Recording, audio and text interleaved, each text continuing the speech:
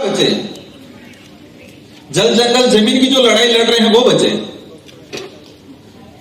समाधान तब हो पाएगा हम जागरूक होंगे, और जागरूक होंगे तो एकजुट होंगे।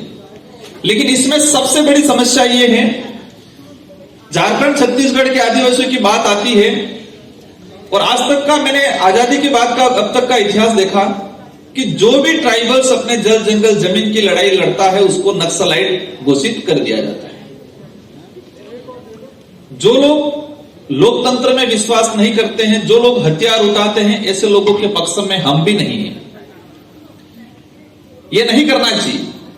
लेकिन कई जगह ऐसा देखा है, सोनी सोरी का कांड सुना होगा आपने। छत्तीसगढ़ की एक टीचर थी, सोनी सोरी लेडीज थी। उस स्कूल के अंदर आर्मी जब भी जाती नक्सलाइट के खिलाफ एक्शन लेने, तो इसकी स्कूल को कब्जा करके वहां रहती। जब भी नक्सलाइट टाइप के लोग आते तो वो भी उस स्कूल को अपना अड्डा बनाते, आर्मी भी अड्डा बनाती। तो उस टीचर ने कहा कि मैं तो पढ़ाना है मुझे बच्चों को, यहां ये चीजें आर्मी को अलाउ नहीं किया, उन लोगों को अलाउ नहीं किया, और आर्मी को अलाउ नहीं किया तो उस लेडीज को नक्सलाइट घोषित कर दिया गया। इसके साथ इतनी यातनाएं हुई, मैं इस मंच से नहीं बता सकता। उसको नक्सलाइट घोषित कर दिया गया, 3 से 4 साल वो जेल रही। कई ऐसे सोशल एक्टिविस्ट देखे, और हम भी देखते हैं। कोई भी, आज मैं बोल रहा हूं, मैंने कई जगह बोला है, कहते हैं राजकुमार ने दिया भैयादीत बयान, बार बार सुनने में आता है। आप लोग दिल्ली में तो पहली बार आए, इसलिए धीरे धीरे आएगा। राजस्थान में बार बार राजकुमार ने दिया भयादीत बयान। कोई भी लीडर, कोई भी अधिकारी बोल दिया, अगर नक्सलाइट को लेकर कुछ भी बोल दिया, तो सीधा ये देखो, ये ऐसे लोगों की बात कर रहे हैं, ऐसे लोगों को सपोर्ट कर रहे हैं। हर समस्या का समाधान है। आज बांग्लादेश में हो रहा है, गलत है, इंसानियत के खिलाफ है, वो नहीं होना चाहिए, हमें भी तकलीफ है। लेकिन ये चीजें हमारे देश में भी हो रही है। आज सारे टीवी चैनल पे बता रहे हैं बांग्लादेश में ये हो रहा है, बताना चाहिए, कोई दिक्कत नहीं। लेकिन मणिपुर में भी अभी भी हो रहा है, उसको भी बताना, नेशनल मीडिया में बताना चाहिए, नहीं बताया जा रहा है।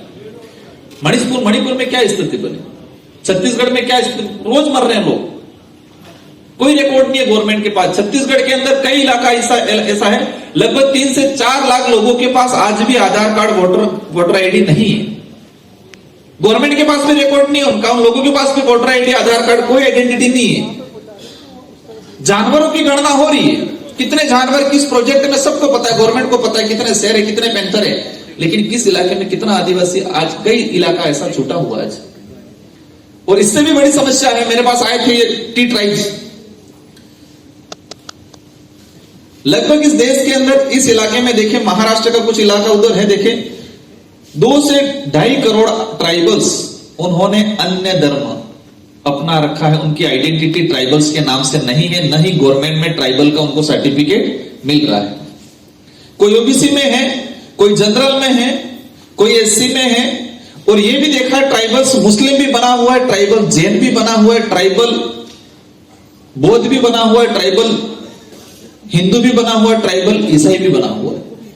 मतलब हम धर्म में भी बढ़ गए। हम किसी धर्म के विरोध में नहीं है, लेकिन ट्राइबल की आइडेंटिटी हमारी खुद की आइडेंटिटी, हमारी खुद की धर्म व्यवस्था है, हमारा खुद की धार्मिक परंपरा है, और हम अपनी छोड़ के किसी और का झंडा पकड़ रहे हैं, और इतना मजबूत पकड़ रहे हैं कि छोड़ ही नहीं रहे हैं। जल जंगल जमीन चला जाएगा, रिजर्वेशन चला जाएगा, लेकिन उस झंडे को नहीं छोड़ रहे।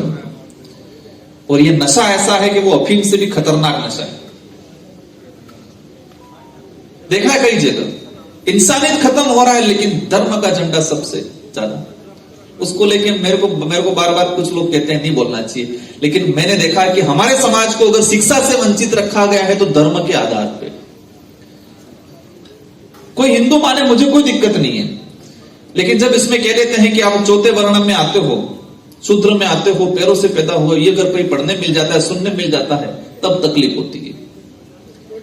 अंबेडकर जी ने कहा था, मैं अज्ञानतावश पैदा जरूर हुआ हूं, लेकिन मैं मरूंगा नहीं। और आज तक के देश के इतिहास में आजादी से पूर्व, पहले आजादी के बाद का भी अगर देखा जाए, तो अंबेडकर जी ने 4 लाख लोगों के साथ बौद्ध धर्म अपनाया था। हाँ, अंबेडकर जी को आरती जरूर कर देते हैं, लेकिन उनके विचारों को फॉलो नहीं करते हैं। अंबेडकर जी को हम नाम ले लेते हैं, जय भीम बोल लेते हैं, लेकिन अम्बेडकर जी क्या चाहते थे, वो क्या करके गए थे, वो हमें नहीं पता है। हम अधिकारी बन जाएंगे, हम नेता बन जाएंगे, लेकिन उनकी वास्तविक आइडियोलॉजी क्या थी वो नहीं अपना पा रहे। आज भी बहुत कुछ करना है। ये देश महान इसलिए है कि इस देश में अनेक समुदाय हैं, अनेक धर्म हैं। विश्व में इस देश को कहते हैं भारत देश महान है। अनेक विविधता है, अनेक विविधता, अनेक धर्मों के बावजूद भी एकजुट है। ट्राइबल की बात आती है तो सारे समूह को एकजुट होने की जरूरत है, और एसटी एससी की बात आती है तो हम सबको एकजुट होने की जरूरत है, और देश की बात आती है तो सभी धर्म, सभी जातियों के लोगों को एकजुट होने की जरूरत है। कोई भी धर्म, इस देश में, इस संविधान में प्रावधान दे रखा है कि ब्राह्मण को अपने अधिकार, अपनी बात करने का अधिकार है इंसानियत के नाते। जैन को है, हर सभी वर्ग को है। हमने सभी धर्म, सभी लोगों को स्वीकार किया, माना। और मेरे इलाके में देखा, हम ट्राइबल इलाका मेरा, पूरे गांव में एक पंडित जी आके रहेंगे तो पूरे गांव वाले उनकी सुरक्षा करते। कोई भी व्यक्ति इस आदमी को कभी भी आधी रात को वो आदमी कहीं निकलता तो कहीं नहीं छेड़ते उसको सब कुछ सुविधा गांव वाले मिलके करते हैं। लेकिन दिक्कत तब होता है कि किसी अन्य समुदाय का गांव बाहुल्य हो और ट्राइबल की संख्या कम हो और वहां उसको शिक्षा से वंचित रखा जाता है, तब तकलीफ होती है। ट्राइबल ने सबको स्वीकारा, सबको मान सम्मान दिया, लेकिन ट्राइबल को कोई नहीं स्वीकार पाता है, तब तकलीफ होती है। ये देश तभी महान रहेगा जब ये विविधता रहेगी, कल्चर बचेगा, सभी समुदाय ग्रोथ करेंगे तो देश का विकास होगा। कोई एक उद्योगपति, कुछ एक धर्म, कुछ एक कम्युनिटी के लोग अगर डेवलप हो गए, बहुत कुछ करोड़पति